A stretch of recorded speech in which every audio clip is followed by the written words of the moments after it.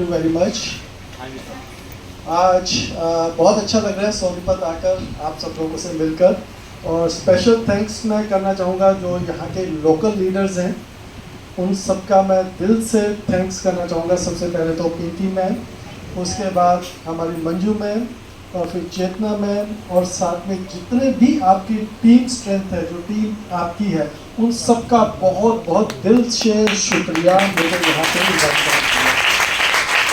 और इसके साथ साथ इंद्रजीत योगाचार्य जी को मैं भूल नहीं सकता, क्योंकि बहुत ही डायनेमिक लीडर है, ज़बरदस्त लीडर है। और आज जैसे उन्होंने प्रेजेंटेशन दी, प्रेजेंटेशन मतलब कि बिजनेस प्लान से पहले का पार्ट जो था, उस पार्ट को देखने के बाद मुझे लग रहा था कि मैं भी दोबारा से ज्वाइन कर लूँ इस बिज़नेस को। इतना ज़बरदस्त तरीके से इन्होंने उस चीज़ को बताया। और उसके साथ साथ राहुल जी को कौन नहीं जानता। राहुल जी हमारे जैसे कहते हैं ना कि हरफन मोला, हर फील्ड में सबसे आगे, हर फील्ड में सबसे आगे। उनसे कंपनी प्रोफाइल ले लो, उनसे बिजनेस प्लान ले लो, उनसे प्रोडक्ट की नॉलेज ले लो, हर चीज़ में वो आगे हैं। और उनका आज हम लोगों ने देखा कि कैसे उन्होंने कंपनी प्रोफाइल और प्रोडक्ट के बारे में इंफॉर्मेशन दी, और हमेशा वो लोगों के साथ हमेशा बने रहते हैं कंधे से कंधा मिलाकर। और मैं उनको इसलिए भी अच्छा मुझे इसलिए भी लगता है क्योंकि वो ना ग्राउंड वर्क बहुत अच्छा करते हैं। ग्राउंड वर्क का मतलब समझते हैं, वो फील्ड में जाते हैं और फील्ड में जाके लोगों के साथ कंधे से कंधा मिला के काम को आगे बढ़ाते हैं। तो hats off to you Rahul, thank you very much. और जितने भी आप लोग आज यहाँ पे आए हो, और उन सब की वजह से आज मेरी एग्जिस्टेंस है, तो आप सब लोगों के सामने सर नमन करता हूँ। और एक बार जोरदार क्लैपिंग के साथ अपना, मेरे बारे में बहुत कुछ अभी बातें हुई है कि रुपेश सर ने ये किया, सर ने वो किया। मैं इतना थोड़ा सा बताना चाहता हूँ कि मुझे बात करना नहीं आता, मुझे बोलना नहीं आता, मुझे कम्युनिकेशन करना नहीं आता, और ना ही मुझे किसी से बात करना अच्छा लगता है।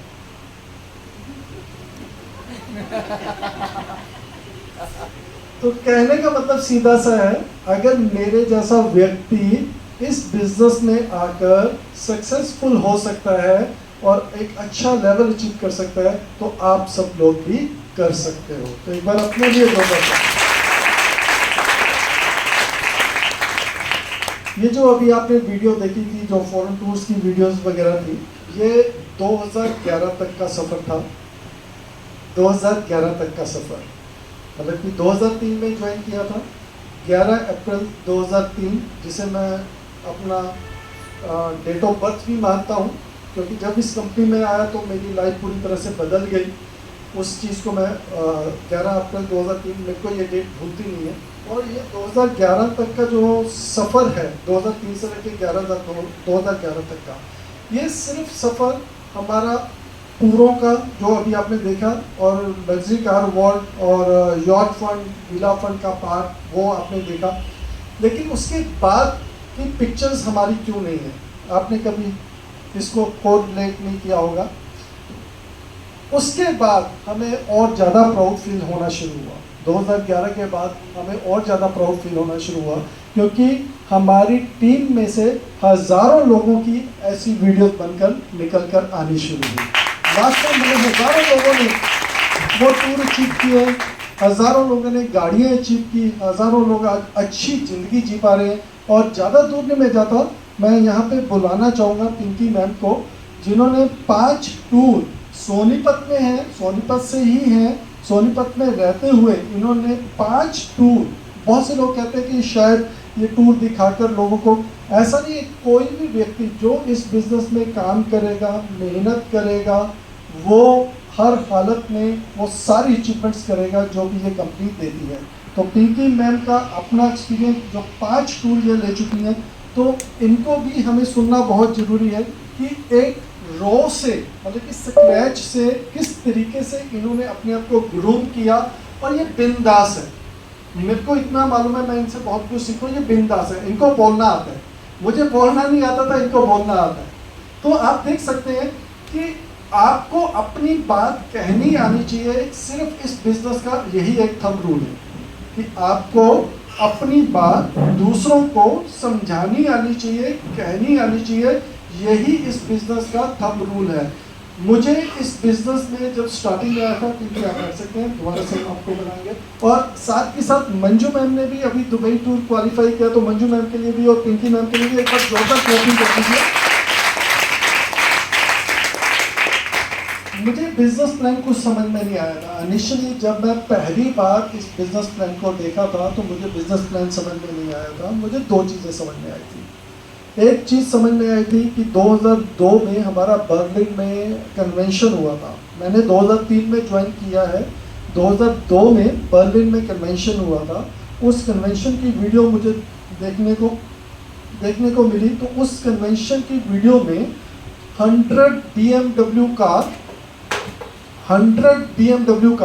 45 लग्जरी यॉट और 35 प्लेन डिस्ट्रीब्यूट किए गए थे अमंग द डिस्ट्रीब्यूटर्स।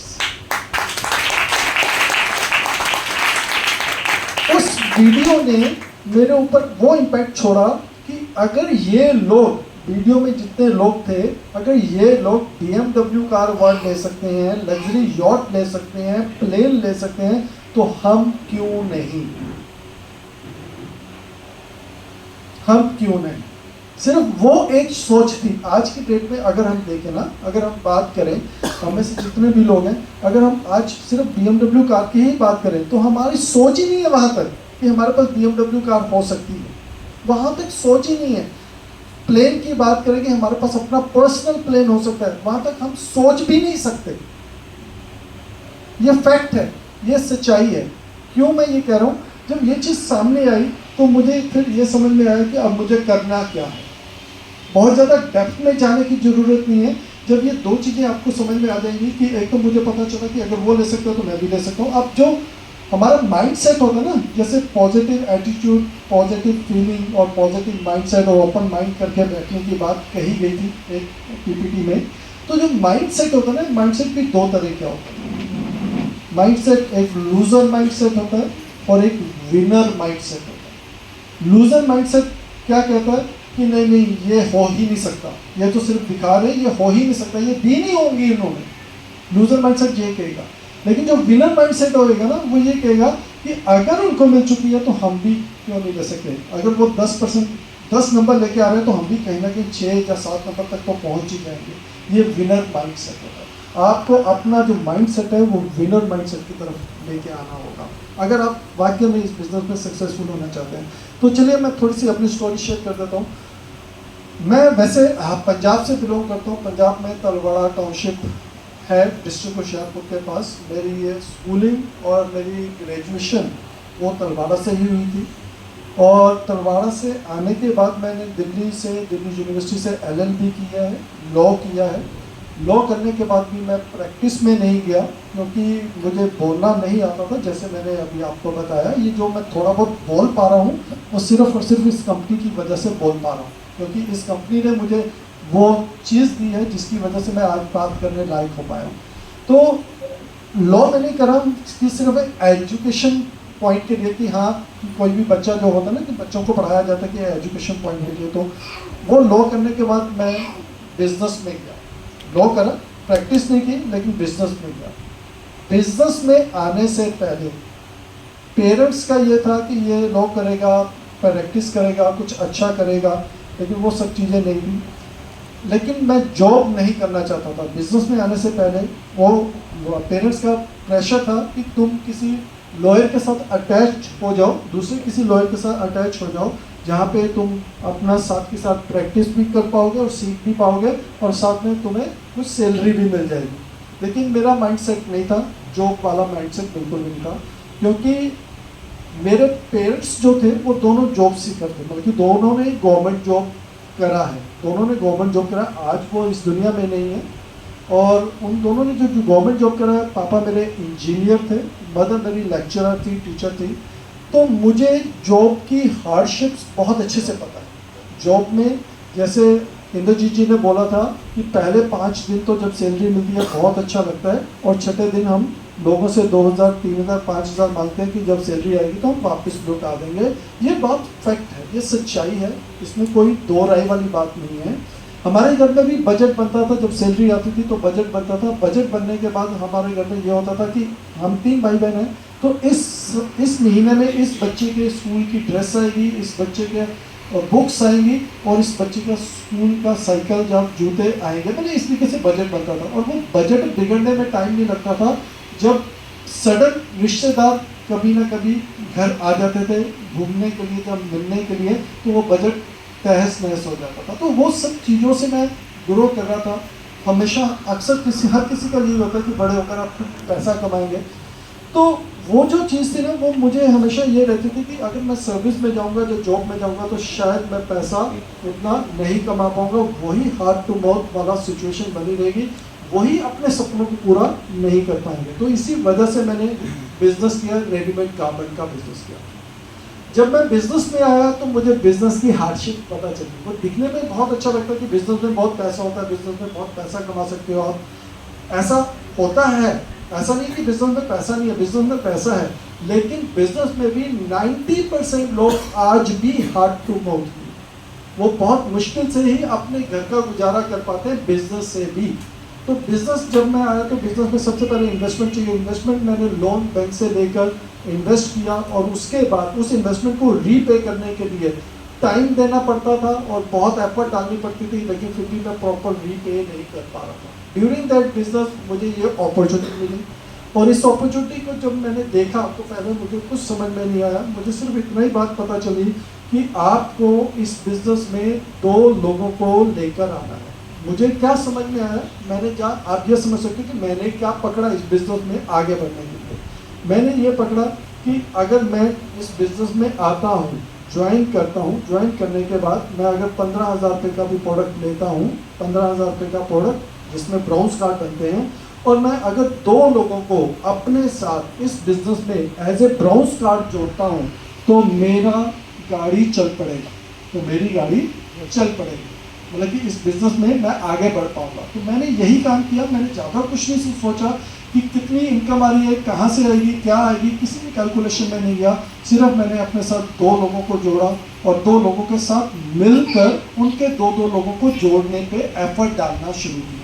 अगर आप भी इस बिजनेस में सक्सेस होना चाहते हैं, अपने आप को इस बिजनेस में लेकर आएँ, और फिर 2 लोगों को इस बिजनेस में लेकर आना है। अब बिजनेस में लेकर आने के लिए सबसे डिफिकल्ट टास्क क्या रहता है कि आप कैसे एक्सप्लेन करेंगे कि ये बिजनेस क्या है, क्योंकि आपके पास ना तो कोई प्रूफ है कि ये बिजनेस काम करता है, ना ही कोई ऐसा एविडेंटरी फैक्ट है जिससे आप उनको दिखा के कन्विंस कर सकें। तो आपको किसका हेल्प आउट करना है, हेल्प आउट लेना है, आपको अपने सीनियर्स का लेना है। आपको सिर्फ उनको इनवाइट करना है, और सारा बताने का काम किसका होगा, आपके जो टॉप LOS में आते हैं, लाइन ऑफ स्पॉन्सर में आते हैं, उनका काम होगा। वो आपको बताएंगे, वो अपनी जो भी उन्होंने चीज़ें अचीव की होंगी उनको शेयर करेंगे, जिससे वो आपके साथ ज्वाइन करेंगे।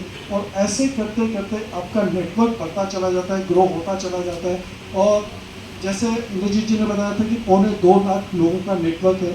एज ऑन टुडे अगर मैं एग्जैक्ट फिगर बताऊँ तो 1,87,000 सम लोगों का आज नेटवर्क बन चुका है। 1,87,000 लोगों का नेटवर्क। अब भी 1,87,000 लोगों को मैं नहीं जानता हूँ, मैं वही 2 या 4 लोगों को इनिशियली जानता हूँ जिनके साथ मैंने मिलकर काम किया था। उनके बाद उनके जो थोड़े बहुत लोग हैं उनको जानता हूँ, और आगे ऐसे ही काम बढ़ता चला गया।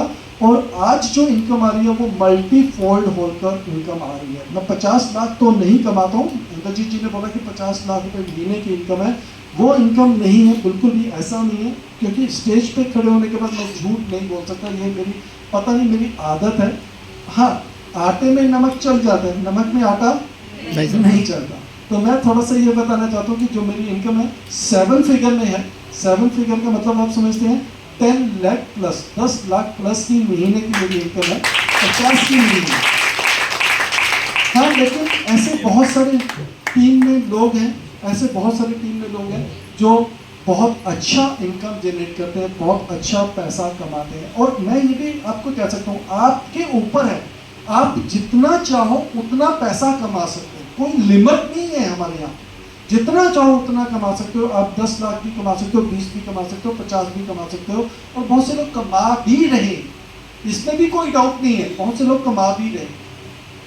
तो ये आपके ऊपर डिपेंड करता है। सबसे पहला अपने माइंड सेट को प्रिपेयर करना और उसके बाद फिर आपको उस तरीके से आगे बढ़ना। अब जो सबसे इम्पोर्टेंट बात है इस काम में, मैंने आपको थोड़ा सा चीज़ बता दी। और जब भी कभी आप सिलेक्शन करते हो ना कंपनी की, तो कंपनी की सिलेक्शन बहुत इंपॉर्टेंस रखती है। बहुत इंपॉर्टेंस क्यों रखती है? सबसे इम्पोर्टेंट बात क्या है कि जब भी आप कोई भी कंपनी को चूज़ करें तो उसकी लॉन्गिविटी समझना बहुत ज़रूरी है कि भैया वो कंपनी लंबे समय तक बनी रही।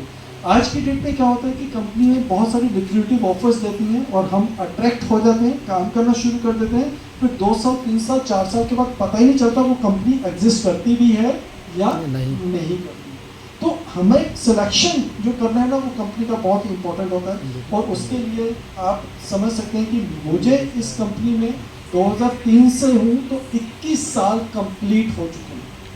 21 साल, तो 21 साल का सफ़र आप समझ सकते हैं। ऑलमोस्ट मैंने आपने देखा होगा पिक्चर में, मेरी गाड़ी देखो ब्लैक थी, अब वाइट भी हो चुकी है, लेकिन मैं बहुत ज़्यादा सेटिस्फाइड हूँ। जो चीज़ मैं अचीव, मतलब कि छोटी एज में जो मैं अचीव नहीं कर पाया था, आज मैं वो सब कुछ अचीव करके बैठा हूँ।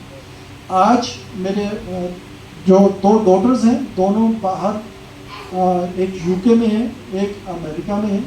अमेरिका में वो MBA कर रही हैं और उसका 1 साल की फीस 1 CR की है। 1 करोड़ की 1 साल की फीस है। 2 साल का कोर्स है MBA का। जो यूके में थी वो उसने निफ्ट से फैशन डिज़ाइनिंग किया था बेंगलोर से, और निफ्ट से फैशन डिज़ाइनिंग करने के बाद आगे हायर क्लासेस के लिए, मास्टर्स के लिए उसने यूके में मास्टर्स किया। और अब वो फ्रेंच कनेक्शन कंपनी है, उसके अंदर बहुत ही अच्छी पोस्ट के ऊपर उसको हायर किया गया और बहुत ही लिक्विडिटी पैकेज के साथ उसको वहाँ पे हायर किया गया। और उसको वहाँ पे मतलब कि अभी वो इंडिया आई हुई है, उसके बाद वो वर्ल्ड घूम रही है, डिफरेंट लोकेशंस पे जा पा रही है। और ये सब मैं कर पाया सिर्फ टाइम्स की वजह से। अगर ये नहीं होती मेरे साथ तो शायद मैं अपने बच्चों के ड्रीम को भी फुलफिल नहीं कर पाता। तो ये बहुत बहुत इंपॉर्टेंस रखता है। और एक मेरा बेटा है वो कनाडा में है, वो मास एंड मीडिया में। मेरा यहाँ पे सोच जो है, मेरी जो प्रोसेस है, जो थॉट प्रोसेस है, वो मेरा ये है कि जो भी आपके अंदर की छुपी हुई प्रतिभा है ना, जो भी आप सोचते हो कि मुझे बड़े हो तो ये बनना है, जो भी आप ड्रीम करते हो, वो ड्रीम को फुलफिल करना आपका प्राइमरी हक बन जाता है अपने बच्चों को। तो मेरा यही था कि जो मेरे बच्चे खुद करना चाहते हैं, मैंने उनके ऊपर कुछ भी थोपा नहीं कि आपको ये करना है या ये करना है या ये करना है। जिस भी फील्ड में वो आगे जाना चाहते हैं, मैंने उनको वहीं पे परस्यू कर पाया। और सिर्फ रीज़न एक ही था, टाइम्स बिजनेस। अगर ये नहीं होता तो शायद वो भी स्ट्रगल कर रहे होते, वो भी कहीं ना कहीं स्ट्रगल कर रहे होते। तो मैं बहुत ज़्यादा बातें नहीं करने वाला हूँ, बहुत ज़्यादा आपको बोर नहीं करने वाला हूँ। मैं सिर्फ इतना ही कहना चाहता हूँ कि अगर आज आप यहाँ पे आए हैं तो आप अपनी मर्जी से नहीं आए, ये तो आपको भी पता हो। ये ऊपर वाले की मर्जी है जिसकी वजह से आज आप यहाँ पे बैठे हैं। वो भी चाहता है कि आपकी लाइफ में कुछ अच्छा हो, कुछ चेंज हो, कुछ बेटर हो, तभी आज आप यहाँ पे। अगर वो नहीं चाहता, और आपको पता है कि ऊपर वाला कभी भी कुछ भी अपने से डायरेक्टली नहीं देता है, वो मतलब कि किसी न किसी के थ्रू ही देता है। अब इसका छोटा सा एग्जांपल अगर आप जानना चाहते हो तो मैं आपको एक छोटी सी स्टोरी के साथ कंक्लूड करता हूँ। एक पंडित जी थे, वो ऊपर वाले की बहुत ज़्यादा वो पूजा करते थे, बहुत ज़्यादा उसको मानते थे। और वो भगवान से ऊपर किसी को मानते ही नहीं थे, किसी को भी कुछ समझते ही नहीं थे। और एक दिन उस गांव में बाढ़ आ गई, और बाढ़ आने के बाद पानी इतना लेवल पे बढ़ गया कि उनको ऊपर की छत पे जाना पड़ा। जब वो ऊपर की छत पे गए तो गांव में सब जगह पे आर्मी वाले आए हुए थे, पुलिस वाले आए हुए थे, सब जगह कोशिश कर रहे थे कि किसी न किसी तरह से लोगों को बचाया जाए। तो एक वहाँ पे शख्स पुलिस वाले आए, तो पुलिस वालों ने बोला, पंडित जी आप नीचे आइए हमारे साथ, हम बोट लेकर आए, आप बोट में आओ तो हम आपको बचा के ले जाएंगे। तो पंडित जी ने बोला कि मेरे को आपकी ज़रूरत नहीं है, मेरा ऊपर वाला है, मैं उसको बहुत मानता हूँ, वो मुझे अपने आप बचाएगा। अब धीरे धीरे पानी और बढ़ता गया और बढ़ता गया। और फिर आर्मी वाले आए, आर्मी वालों ने भी उनको बोला पंडित जी को, तो पंडित जी फिर भी मना कर दिया कि नहीं नहीं मेरा तो ऊपर वाला बचाएगा। उसके बाद जब पानी छत तक पहुंच गया तो फिर हेलीकॉप्टर से उनको बोला गया कि पंडित जी अब तो आ जाओ, अब आपका बचने का कोई चांस नहीं है, हम रस्सी फेंक रहे हैं, रस्सी पकड़कर आप ऊपर आ जाओ, हम ऊपर से आपको फिर निकाल के ले जाएंगे। पंडित जी फिर भी नहीं माने, वो अपनी टस से मस नहीं हुए और धीरे धीरे उनको इस दुनिया से जाना पड़ा। जब वो चले गए, भगवान के पास पहुंचे तो भगवान जी से पूछते हैं कि भगवान जी मैं आपकी इतनी पूजा करता था, इतना पाठ करता था, फिर भी आपने मुझे बचाया नहीं, आपने अपने पास क्यों बुला लिया? तो भगवान जी ने खींच के दी उसको, पंडित जी को खींच के दिया एक थप्पड़ और बोला कि जिन पुलिस वालों को मैंने भेजा था वो मेरा ही रूप थे, जिस आर्मी वालों को मैंने भेजा था वो भी मेरा ही रूप थे, और जिस हेलीकॉप्टर से तुम्हें रस्सी से ऊपर बुलाने के लिए बात की थी वो भी मेरा ही रूप थे, तूने पहचाना ही नहीं कि इसमें मेरी क्या गलती।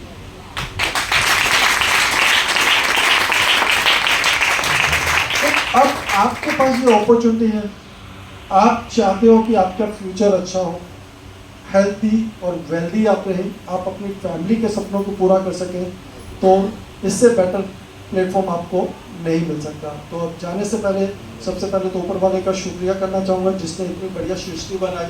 उसके बाद अपने माँ बाप का शुक्रिया करना चाहूँगा जिन्होंने जन्म देकर एक अच्छे संस्कार दिए, और उसके बाद मनोज जावा सर का और चेयरमैन ली जिनझान सर का जिन्होंने ये एक अपॉर्चुनिटी बनाई, और मनोज सर का जिन्होंने कंधे से कंधा मिलाकर हमारे साथ चले, विकास मोहन गोयल जी का, और साथ के साथ जितनी हमारी ग्रो टीम है, जितने भी हमारी टीम के लीडर हैं, जिनमें से पॉल बी बसनायक हैं, शेख अब्दुल जैद हैं, एस गुप्ता जी है, किरण मैम है, अमरीश पंचाल हैं, बहुत सारे लोग हैं जो आज गोल्ड लॉइन के स्टेटस पे भी हैं, स्टार गोल्ड भी हैं, डायरेक्टर के लेवल पे भी हैं। उन सब का डेफिनेटली मैं दिल से शुक्रिया करना चाहूँगा, उनकी वजह से आज हम लोग आपके साथ यहाँ पे समक्ष बातचीत कर पा रहे हैं। तो once again thank you very much, thank you.